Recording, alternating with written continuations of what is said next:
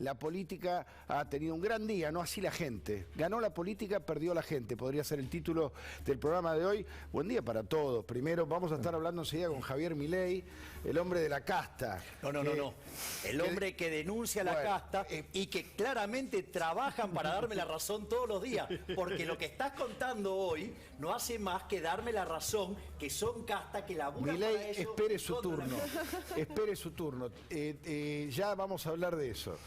Okay. Vamos a estar hablando con Martín Lustó también dentro de un ratito. Martín Lustó hoy emitió un comunicado en contra de esto que ocurrió.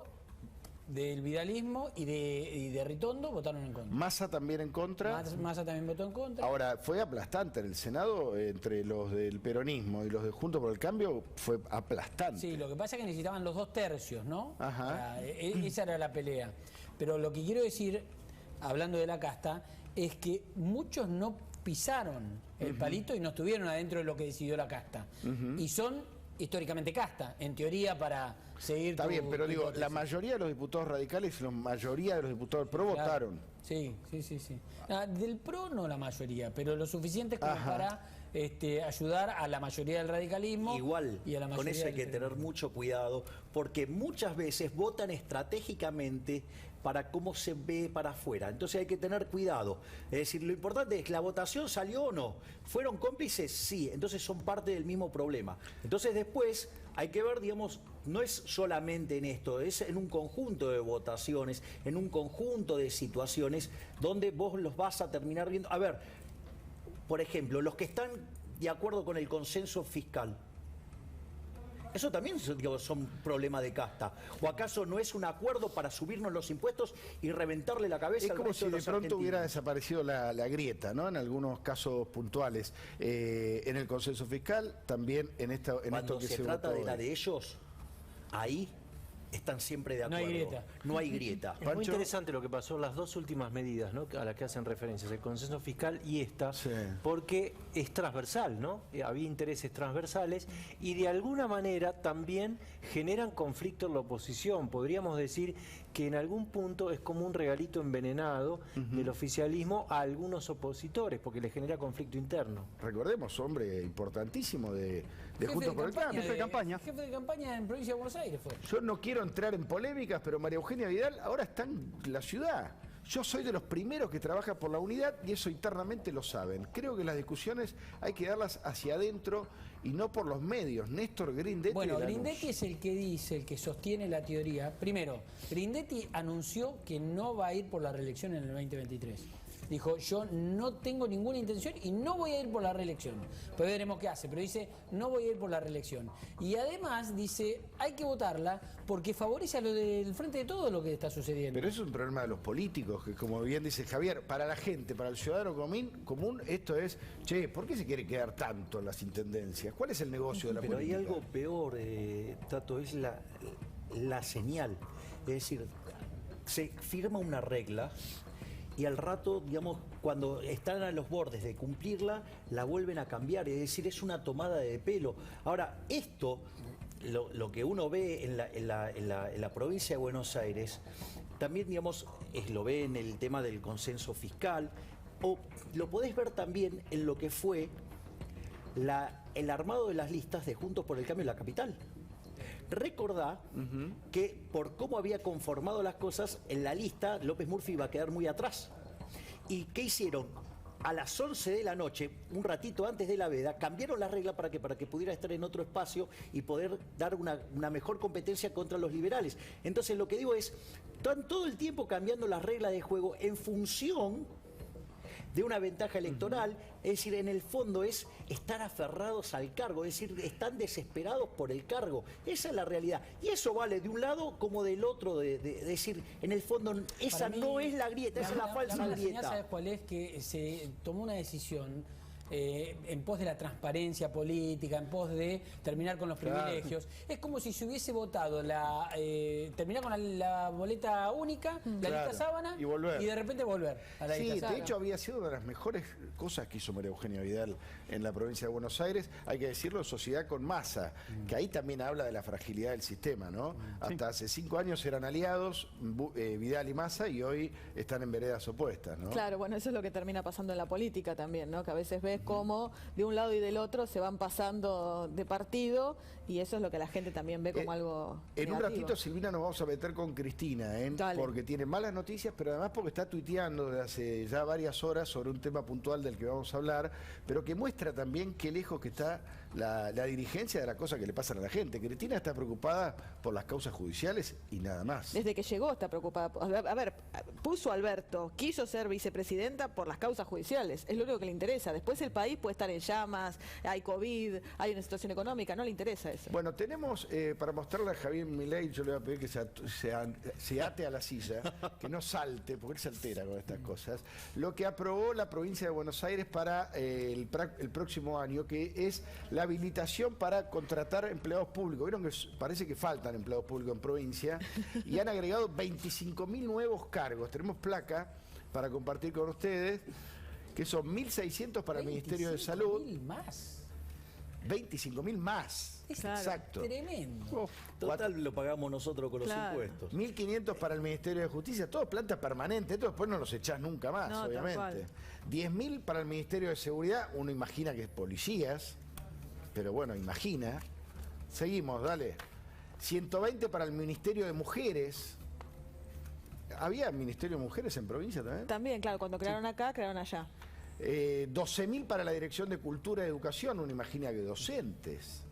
Pero vaya uno a saber. Bueno, ahí yo te digo, 10.000 para seguridad y 12.000, si son policías y docentes, no sé si en esa cantidad, pero es lo único que justifico que se amplíe. Sí, digamos. si van a trabajar después sí, ¿no? Porque después hay un festival de licencias también Sí. en esas áreas. ¿eh? Sí, sí. Pero bueno, esto también es un tema, ¿no? La gente que paga, le aumentan los impuestos para Forma sostener parte de lo esto. mismo. Es parte de lo mismo. Claro. ¿sí? Y sí, porque esto lo tenés que sostener con impuestos. Es parte de la, claro, es la parte de la misma lógica con la que piensa el gobierno. El gobierno cree que se puede crear riqueza desde el sector público y eso es imposible. Es decir, el sector público no crea riqueza, la riqueza la crea el sector privado. Digamos, mira, Franz Oppenheimer decía que había dos formas de sustentarte, por decirlo de alguna manera. Uno son los medios económicos, sí, el mercado, es decir, sirviendo al prójimo conviene mejor calidad, un mejor precio, es decir, creando riqueza. Y la otra son los medios políticos. Es el robo, digamos, la política no genera nada. Es decir, es falso creer que la política Sí. puede generar empleo. Es decir, porque en realidad cuando vos estás supuestamente creando un empleo acá, en realidad estás cobrando impuestos, estás destruyendo cosas en otro lado. Por lo tanto, en realidad, digamos, la destrucción de riqueza neta es tremenda. Y vos no estás mejor. O sea, y tampoco es cierto que pueden sostener un salario y si le dieran rosca con la maquinita porque quiere decir que le están pagando algo que no le pagan al mercado y por ende la productividad no es la que corresponde. Es decir, todo lo que haga el sector público destruye.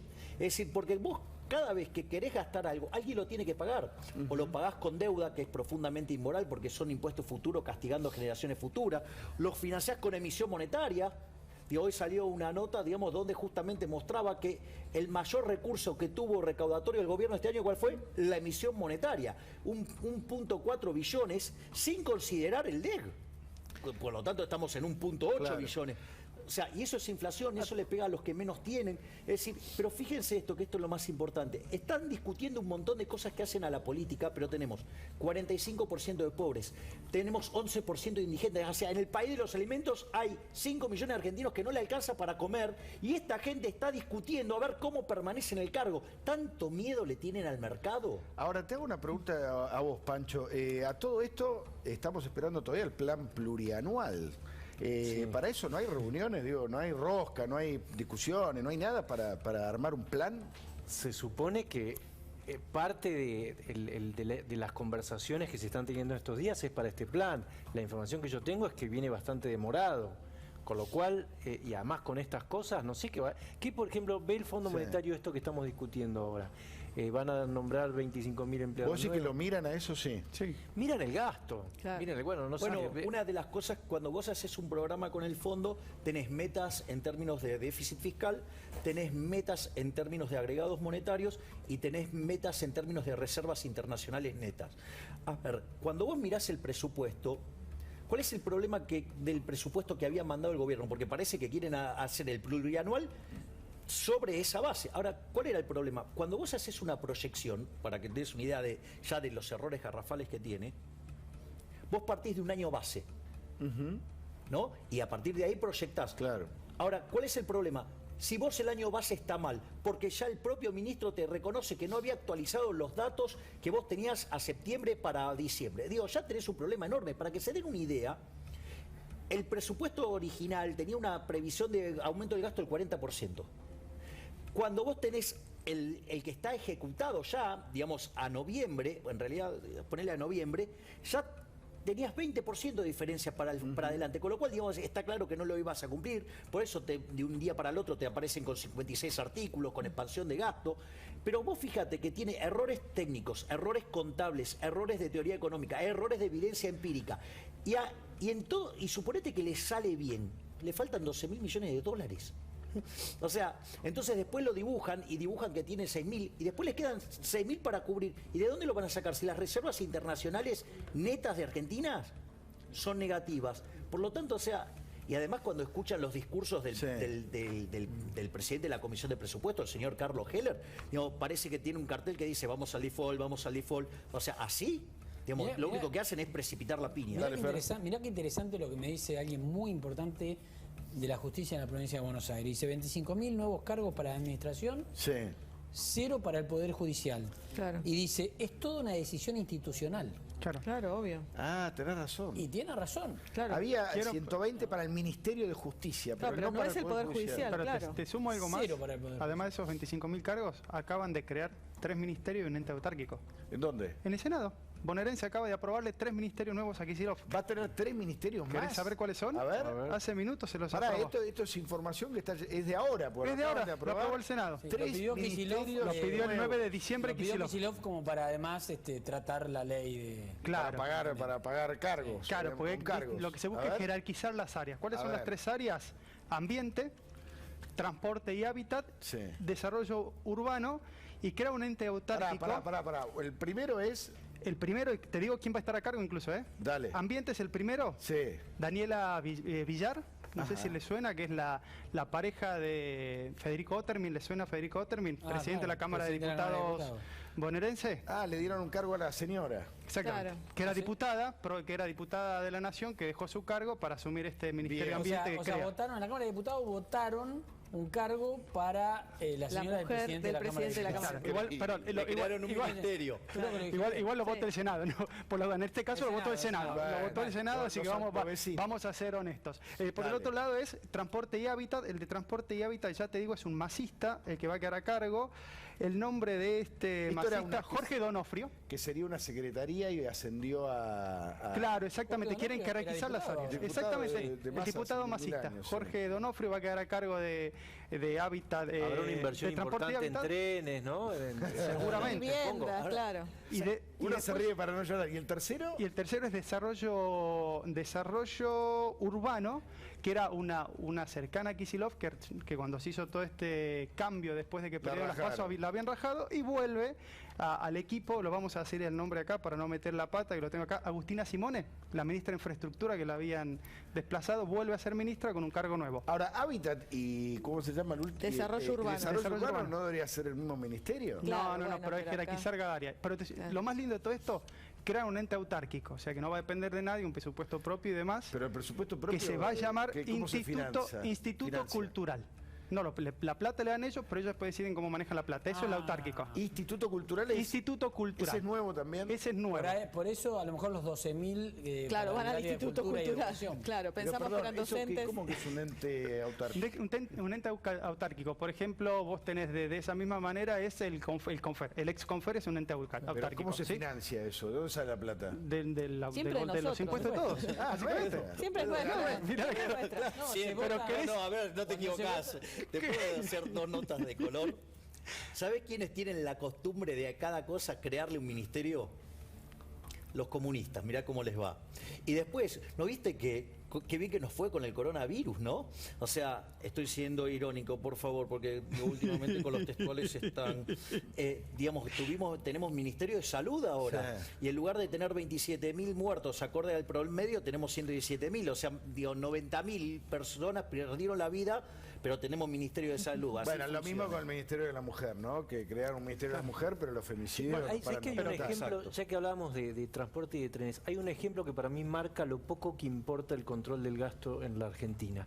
Si vos querés tomarte un tren en la Argentina gratis, 70 kilómetros, digamos, Retiro-Cabred, A ver, pará. si vos querés tomarte un tren en la Argentina, Sí. Retiro-Cabred, o sea, 70 kilómetros, podés no pagar boleto y no pasa nada. Nadie te controla. Nadie te controla. En todo el recorrido nadie te pide Nadie te boleto. controla. Si querés podés voluntariamente, pasás la sube, pero nadie te controla, lo cual a uno le hace pensar, esto es todo regalado. Pero de Claro. vuelta, bueno, primero que no Nada existe regalado. tal cosa como un almuerzo gratis, nada es Bueno, regalado, alguien lo paga, se paga de otra manera, de vuelta con deuda, con inflación o con más impuestos. Pero, ¿por qué ocurre eso?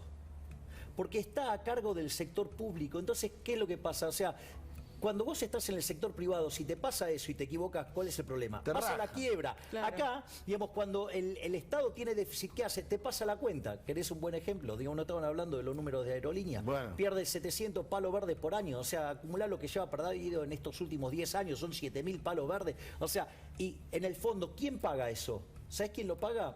Los que no toman los aviones. O sea, es como, digamos, o sea, ¿quién termina pagando? No el que es el beneficiario, digamos, Directo, sí. directo, el que toma el avión y va a un precio distinto, que parece que no es tan así porque ahora, digamos, para ser más competitivo, No, lo paga le el juegan la comerciante vida de San Justo que no viaja en avión. Exactamente, lo paga el que no va. Te Exactamente. sumo, ¿querés saber, porque perdón que la interrupción, quién va a estar al frente del Instituto Cultural, que entre otras cosas va a tener como, Yo te digo, este como programa finalidad... se está convirtiendo en un programa peligroso, porque Bueno. ya no paramos de sumar noticias que irritan. Malas Es noticias. increíble. Bueno, ¿querés saber Tres quién es? ministerios nuevos y un instituto cultural. Sí, que va a Estás tener, provocando, que va a Diego. buscar garantizar el acceso a los derechos de bienes culturales, materiales e inmateriales, como el derecho a la producción de cultura desde las prácticas que el pueblo realiza. Uy, ¿Quién qué va a estar al frente? ¿Qué zaraza? ¿Qué es eso? A ver. Te doy dos pistas. Era exdiputada, ex candidata a Intendente de La Plata y Ah. ex decana de periodismo de la Universidad de La Plata. ¿Quién es? ¿Es la que le dio un premio a Hugo Chávez, por ejemplo? Esa misma. Ella va a estar a cargo, Florencia, Saintut. ella va a estar a cargo de Instituto Cultural, ente autárquico que acaba de aprobar el Senado. Bueno, en enero. eso es caja. Eso es caja política, ¿o no? ¿En serio? No, vos me estás jodiendo. Que crean ministerios, digamos, con una fachada para hacer caja Pará, ¿es irónico política. también eso que estás diciendo? Sí. ¿Cómo? Hay que aclararlo, Sí, claro, claro. de vuelta, estoy siendo irónico. ¿Puedes hoy. repetir la función que va a tener Florencia Saintut? Ella va a estar a cargo del Instituto Cultural como entidad autárquica, ¿sí? Que va a tener que garantizar el acceso al derecho a los bienes culturales, Ah, materiales e inmateriales, Los como el derecho inmateriales. como el derecho a la producción de la cultura desde las prácticas que el pueblo realiza. ¿Qué van a ir juntando murgas y llevándolas por los barrios? Y ahora, el Ministerio de Puede ser. Cultura, ¿qué hace? Ah, qué buena pregunta. Bueno, pero ¿Quién es el el- ministro de Cultura? no sé, ¿Podés hay- buscar? hay- Ahora lo buscamos, a ver, ahora se va a que quedar busco sin quién es. trabajo. No, ese es el que labura de verdad, el otro es el que hace caja. Uno se ríe, pero estas son las cosas que después se enojan a la gente, Pero, a Fer. ver, de cada ministerio, de cada ente que acaban de crear y al cual le asignan funciones, ¿Va a haber nuevos empleados? esas funciones Claro. antes las hacía otro. O sea, las están sacando a alguien para generar un nuevo ministerio.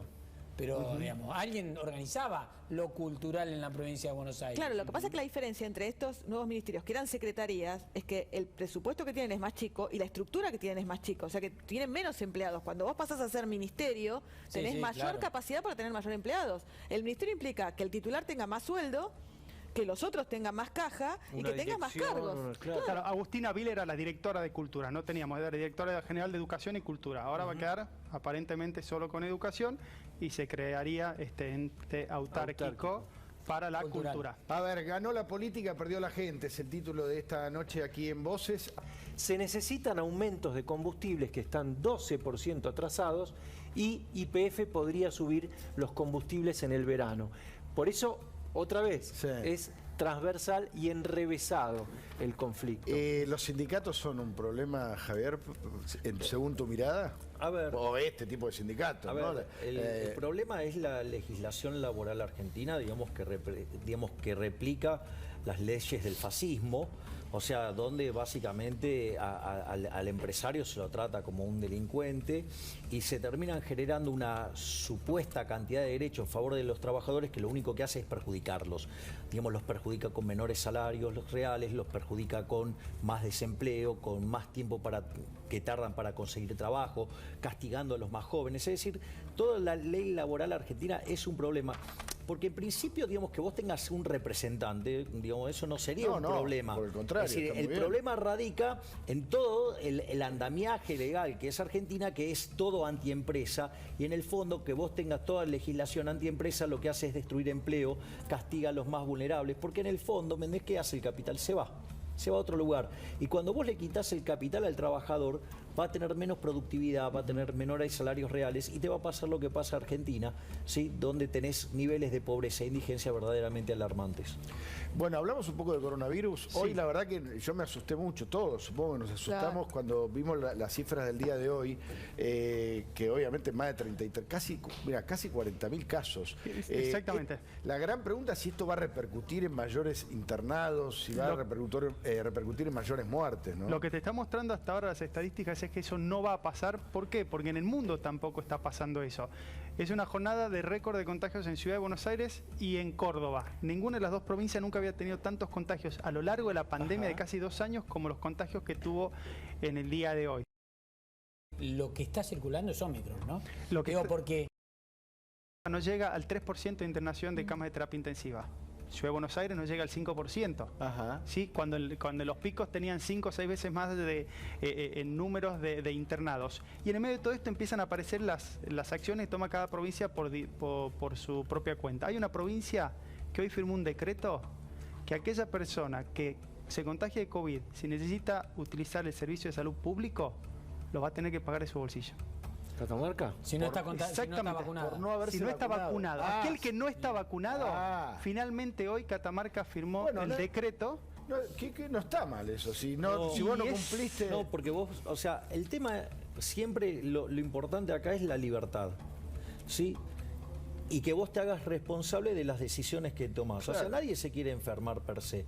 Entonces, por ejemplo, una de las cosas que vos podés hacer es estar continuamente testeándote. ¿Sí?